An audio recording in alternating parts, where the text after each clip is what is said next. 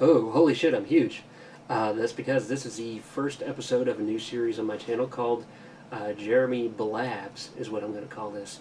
I guess you could call this like a vlogging thing, but I'll try to not restrict it to, I'll try to restrict it to things that aren't excessively personal. I'm not going to pour my heart out on this thing. I'm still going to keep it to things related to the channel. Still going to be about games, still going to be about computers, that kind of stuff. In this first episode, what I thought I'd do is blab to you about my video game development journey. I kind of reached this milestone tonight because the game that I've been working on, which if you don't know that, I've been working on a video game for quite some time. Haven't shown it off, haven't really talked about it much. I've just been pounding away on it. Pounding on the keyboard, not like pounding it in the ass or something. That's a weird image. Yeah.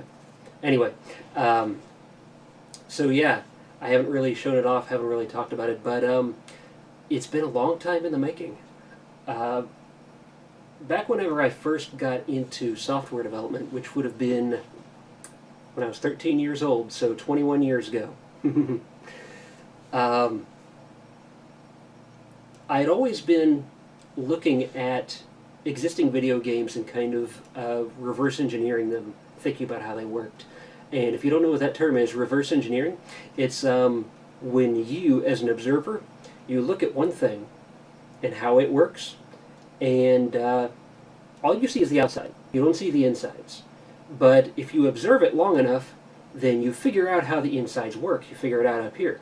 And then you reproduce it in your own thing, so that when it comes out at the end, their thing and your thing work the same or very similar. That is reverse engineering. And that's a talent that I've always seemed to have been very naturally good at. And so I was doing that with video games. I was playing video games like Super Mario World and Donkey Kong Country and the original Mario Brothers. Pretty much any kind of major side-scrolling 2D platformer from the time, from the 80s to the 90s. I was observing those games and figuring out how they worked. Noting that they were made up of like background layers and sprites and background music playing and all that kind of stuff, everything that goes into the typical 2D game. And a couple of years, actually like 1 year, maybe it was a couple of years, I don't know exactly when it was, but it was the late 90s when this happened, that I started doing this reverse engineering and planning out in my head how I would recreate what I was seeing in something that I would make. And so I started formulating these ideas, these basic constructs, this basic structure of how this would all work if I were to do it myself. This is without having any source code to go on or anything, and not really knowing anything about the right way to do it or the way it's done, just based on my observations and thinking about it. And so at that time, in the late 90s, I didn't have the skills or the knowledge or the tools or the expertise or any of that stuff to actually bring that plan, those ideas, to fruition in an actual video game. And so ever since then, that idea has been on the back burner. And if you fast forward a few years to about, let's say 2005, no, there were more before that. In 1997, I made a game that I called Maze Master. It was a recreation of a game that I had designed in third grade, and at the time my only tools were pencil and paper. So I had drawn the game on individual pieces of paper. There was a title screen, and there were individual levels, and these were all in a notebook, and I still have that notebook. And this Maze Master game that I worked on was that idea from the notebook actually brought into an actual video game that ran on a PC that you could actually play. Right around about that time, I had started learning QBasic on the PC, which I know at the time, 1997, was a vastly outdated tool, but that's kind of been the story for most of my time as a software developer. Is I started out on tools that were like 10 to 15 years old. And so I had made this game in QBasic, and it was a simple overhead perspective game. It was like Zelda, the first Legend of Zelda, but with no scrolling. You could see the entire level on the screen all at once, and you played a little dude, and you moved around in a maze, and there were walls, and there were keys and bombs that you could use on special walls in it, and there were very simple little bleep and bloop sound effects, and it was a very simple game, but it was fun to make. If you've seen my ZZT playthrough, which I recorded in a previous video somewhere here on my channel, aesthetically it was very similar to ZZT. Gameplay-wise, it was also very similar to ZZT. And that was Maze Master. I didn't release it. That version went through a few different iterations, and I kept it to myself, and I shared it with a couple of my friends, and that was it.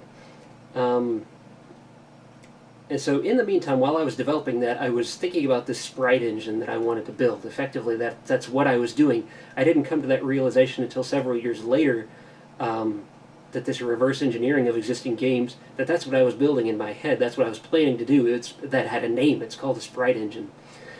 And so I was going through that in the interim years between 1997 and 2005. And I tried various different tools to try and make this happen. I tried Visual Basic, doing it in Windows,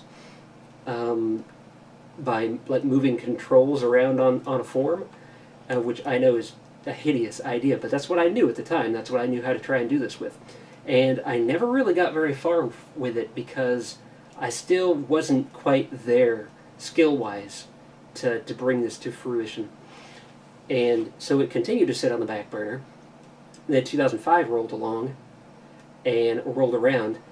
and by that time I was much more skilled in my capabilities in QBasic, and hadn't done much game-wise at all between Maze Master 2.3 is what it was called, which was done in 1997.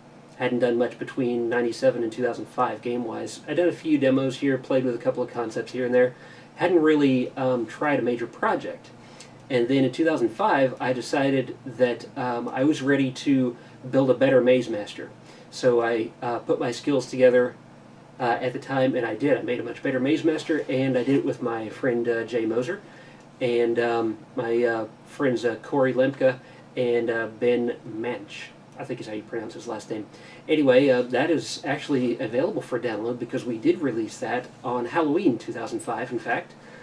That's available for download at firehazardgames.com.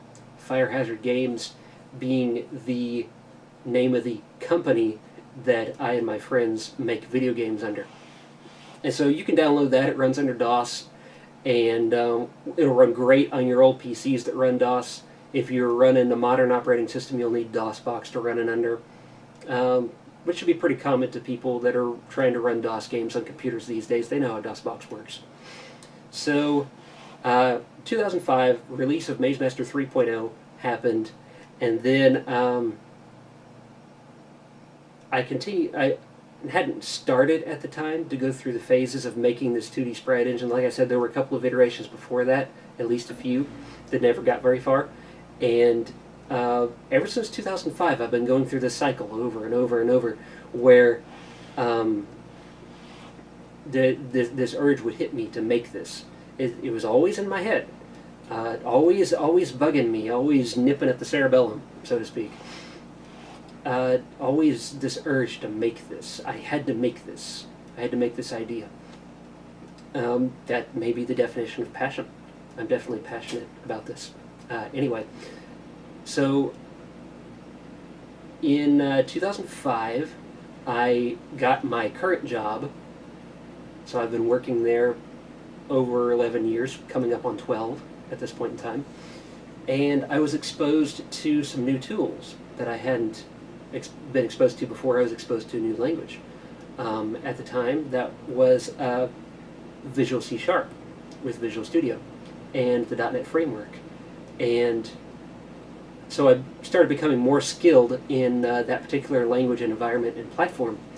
And my skills began to grow and grow and grow. And as I became more proficient in that setup, the idea kept coming back. You can make this, you can make this, you should make this, you need to make this.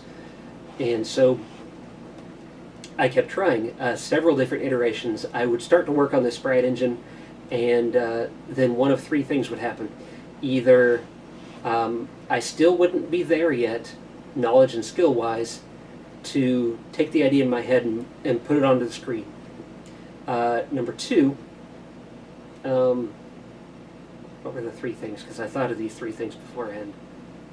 Didn't have the knowledge or skill. That was one. I would just get bored with it. I would get bogged down in doing mundane stuff, trying to build the framework of the engine without seeing any results. And so I'd be trying to take all these structures that I'd already figured out in my head and turn them into structures in programming code, and I wouldn't get them all in there, and I'd be tired of not being able to do anything with it, not being able to see anything, not being able to actually play with it, and I'd lose interest, and I'd give up on it.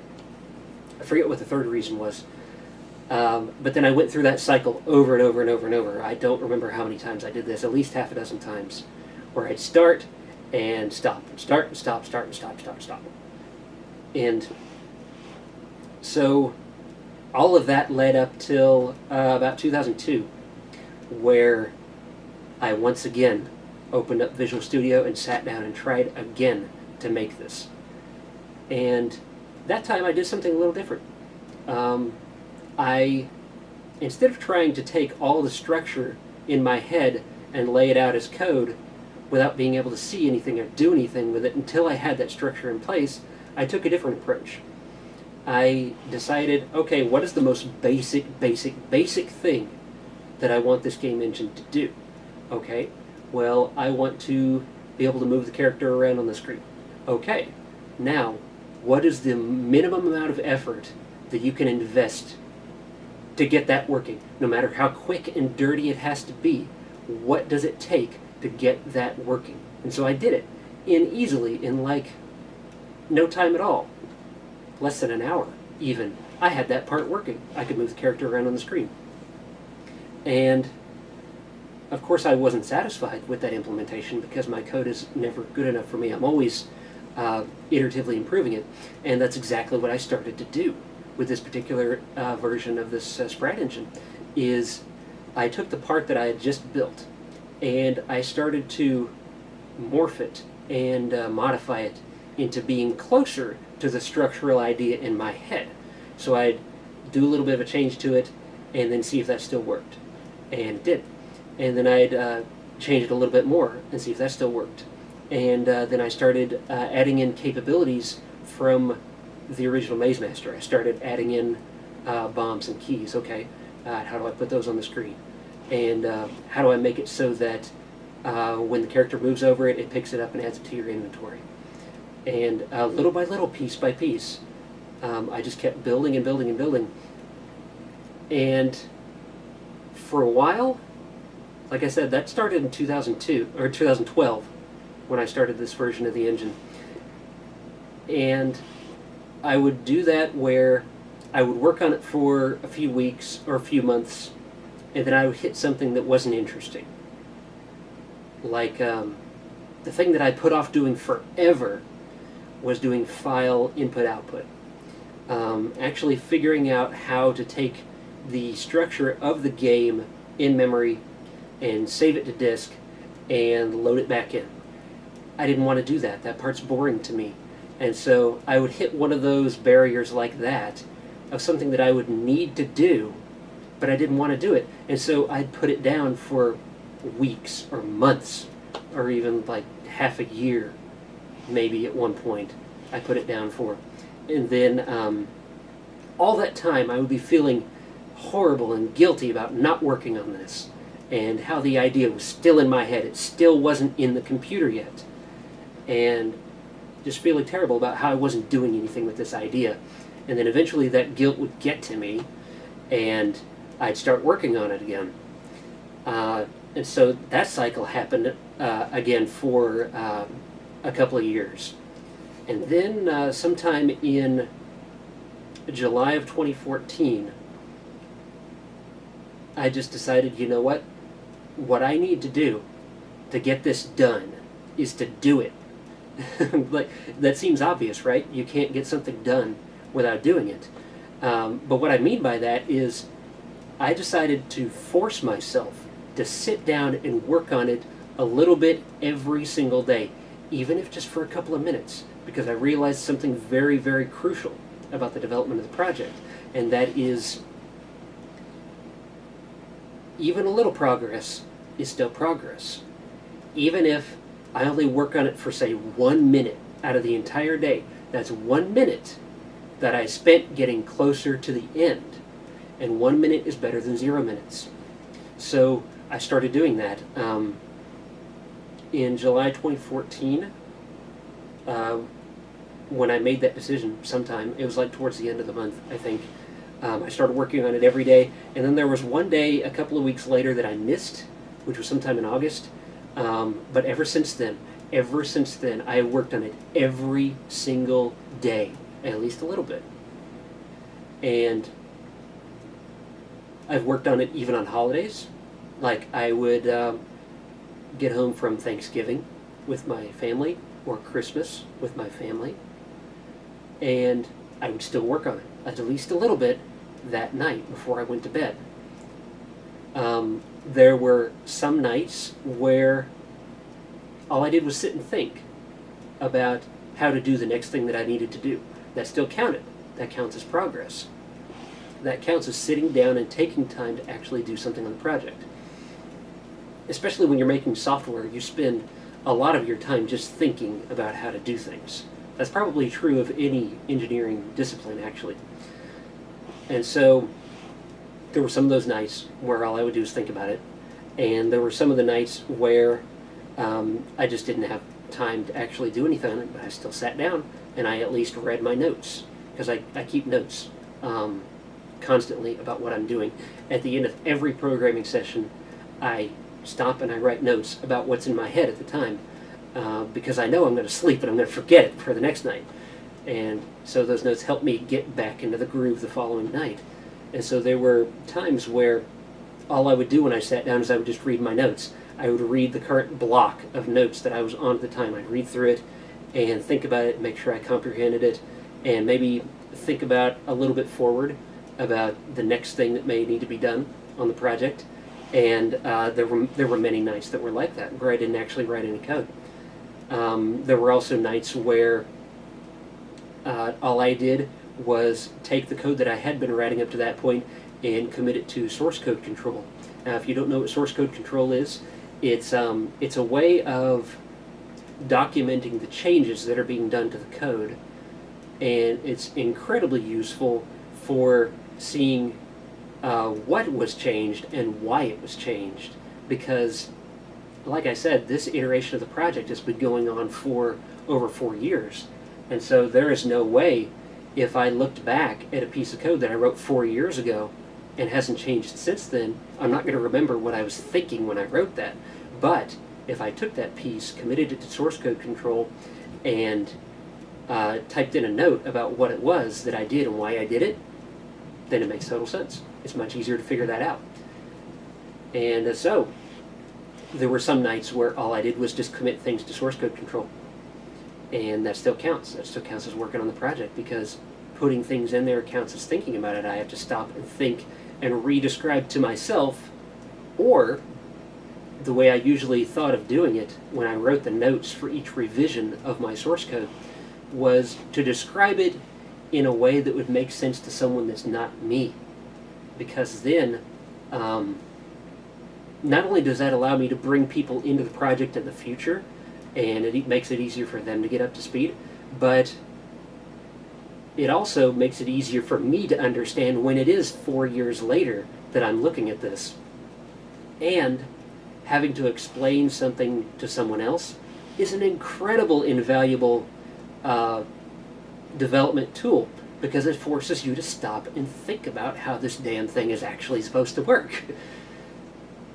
And so there were some nights where all I did was commit to source code control. I still counted those, though.